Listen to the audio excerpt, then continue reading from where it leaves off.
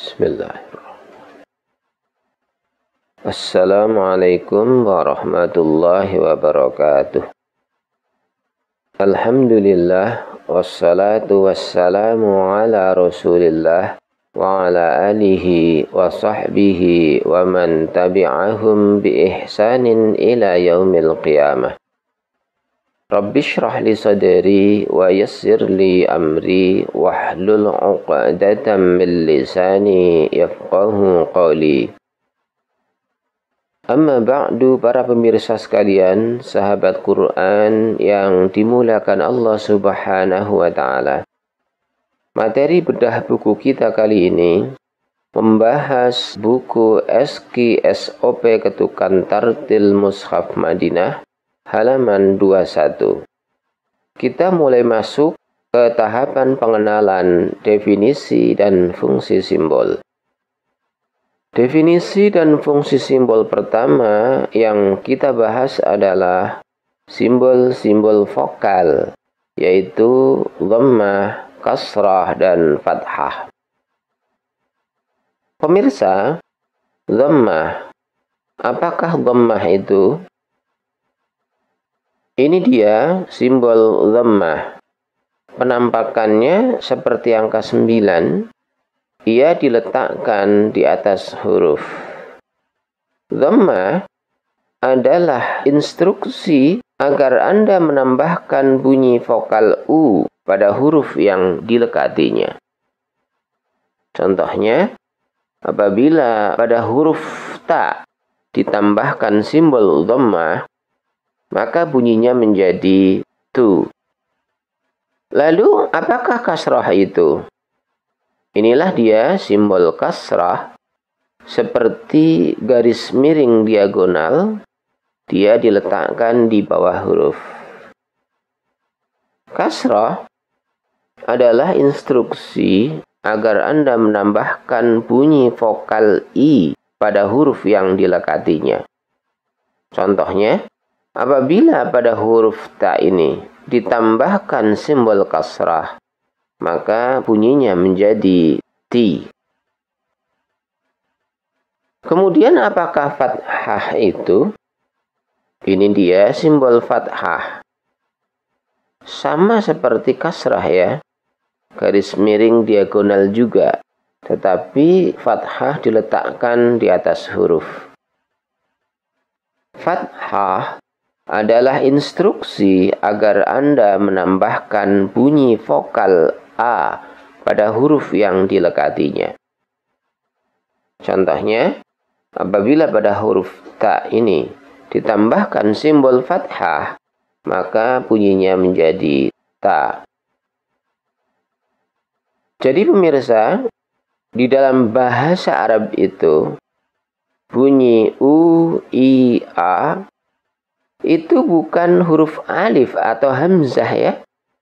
Namun bunyi U, I, A itu muncul dari simbol-simbol vokal, dhammah, kasrah, dan fathah. Pemirsa sekalian, apabila pada huruf ditambahkan kode vokal, dhammah, kasrah, fathah, maka terbentuklah suku kata terbuka yang dibaca pendek, satu harokat. Maksudnya adalah bacaannya tidak panjang, tidak ada mad. Suku kata terbuka itu apa ya? Suku kata terbuka adalah suku kata yang berakhiran vokal. Seperti ilustrasi berikut ini. Ilustrasinya satu kalimat terdiri dari 3 kata. Kebetulan saya buat pakai huruf kaf semua. Ini hanya contoh saja. Kata pertama, kuku. Kata kedua, kakiku. Dan kata ketiga, kaku. Antara suku kata saya kasih tanda penghubung agar tergambar penggalan suku katanya. Jadi, satu kalimat ini terdiri dari 3 kata. Dan dari 3 kata ini, kalau diurai, ia menjadi 7 suku kata. Bacanya pendek semua. Kalau diketuk, Semuanya berjumlah 7 harakat, 7 ketukan. Pemirsa sekalian, sekarang kita kenali lebih dalam sifat dari huruf dan vokal. Pemirsa sekalian, bacaan pendek itu tersusun dari yang pertama huruf. Ini huruf-hurufnya. Yang kemudian disambungkan dengan bunyi vokal. Ini kode-kode vokalnya. Huruf itu sifat bunyinya meletup spontan di awal ketukan. Ini saya kasih ilustrasi letupan bunyi huruf K.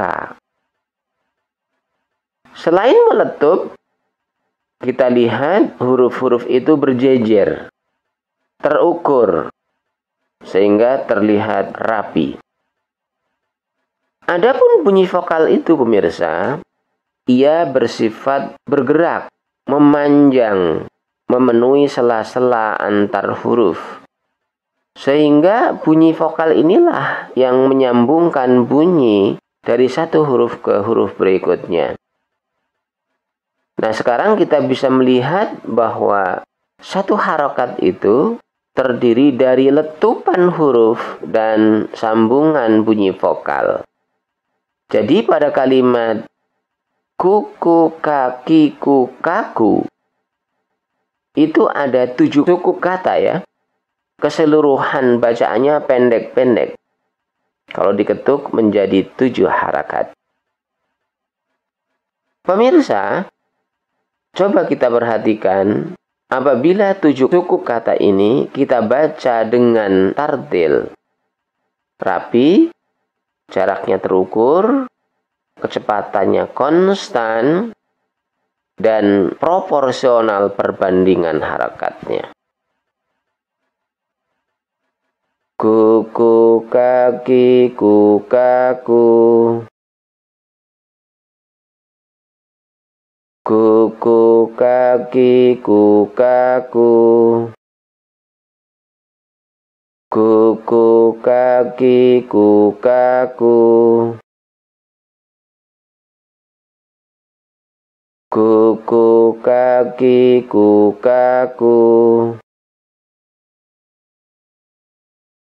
Kuku, kaki, kaku. Nah, pemirsa, dari gambaran bacaan tadi, kita mengenali perbedaan sifat antara huruf dan vokal. Bunyi huruf spontan, munculnya di awal ketukan. Huruf letak dan jaraknya terukur. Antara satu huruf dengan huruf berikutnya selalu sama, terukur. Adapun tingkat kecepatan bacaan itu relatif. Boleh cepat, boleh lambat, atau di antara keduanya. Ini gambaran skala letak huruf sebagai ilustrasi bacaan lambat. Perhatikan, jarak antar hurufnya sama. Kemudian ini ilustrasi bacaan yang dipercepat. Perhatikan, jarak antar hurufnya pun harus sama. Dan ini ilustrasi bacaan yang dipercepat lagi.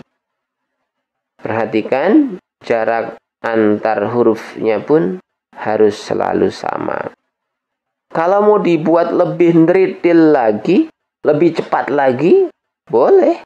Nggak apa-apa. Itu kan opsional. Yang penting normanya tetap dijaga. Jarak antar hurufnya harus selalu sama. Terukur. Konstan.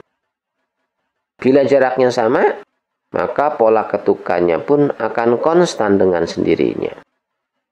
Selanjutnya pemirsa, adapun bunyi vokal itu, dia itu memanjang. Mengisi ruang dari awal ketukan hingga berganti ketukan baru. Vokal ini menghubungkan bunyi satu huruf ke huruf berikutnya. Perhatikan, panjang vokal menyesuaikan letak hurufnya. Bila hurufnya jarang-jarang, karena bacanya lambat, maka rentang vokalnya akan terlihat lebih panjang bila dibandingkan dengan bacaan yang dipercepat. Pemirsa sekalian, bunyi vokal itu harus full memenuhi harakat ya. Maksudnya, ia menyambungkan huruf full dari awal ketukan hingga bertemu ketukan berikutnya. Bila full, maka akselerasi bunyinya menjadi bagus dan enak didengarkan. Nah, bila suaranya full, tiap huruf tersambung penuh dengan vokal, maka itulah yang disebut dengan harakat yang sempurna. Lawannya, harakat yang tidak sempurna, yaitu harakat yang bunyi vokalnya nggak full, seperti terputus. Bacaan Al-Quran yang bunyi harakatnya putus-putus, tidak full, tentunya ini nggak direkomendasikan. Bunyi lantunan bacaannya menjadi tidak enak, nggak resep untuk didengarkan. Seperti ini contohnya, bila bunyi vokalnya tidak full, harakatnya tidak sempurna. Ku, ka, ki, ku, ka, ku. Ku, ka, ki, ku, ka, ku. Letupannya tetap rapi, tetapi kayak ada yang bolong gitu. Enak nggak dengarnya? Nggak enak gitu ya. Coba bandingkan dengan yang pertama tadi, yang full. Ku, kaki, ku, kaku. Gitu ya. Yang ini, ku, kaki, ku, kaku. Nah, ini kalau diteruskan, nanti kepatu. Cara baca Al-Qur'annya pun menjadi terputus-putus. Akselerasinya nggak bagus. Bacanya jadi nggak enak didengarkan. Nah, itu dia pemirsa, penjelasan tentang definisi dan fungsi simbol vokal. Semoga ada manfaatnya, menambah pengetahuan, berguna untuk memperbaiki bacaan Al-Quran kita semua. Sekian dulu pemirsa, tetap semangat ya. Semoga Allah Subhanahu wa Ta'ala menganugerahkan ilmu dan pemahaman yang terbaik. Semoga Allah Subhanahu wa Ta'ala melimpahkan rizki yang tiada habisnya buat Anda semua. Akhirnya, saya mohon maaf bila ada kekurangannya. Terima kasih atas kebersamaan Anda semua. Sampai ketemu lagi di kesempatan penayangan video tutorial berikutnya. Ma'akumun najah. Sukses buat Anda semua. Billahi taufiq wal hidayah. Assalamualaikum warahmatullahi wabarakatuh.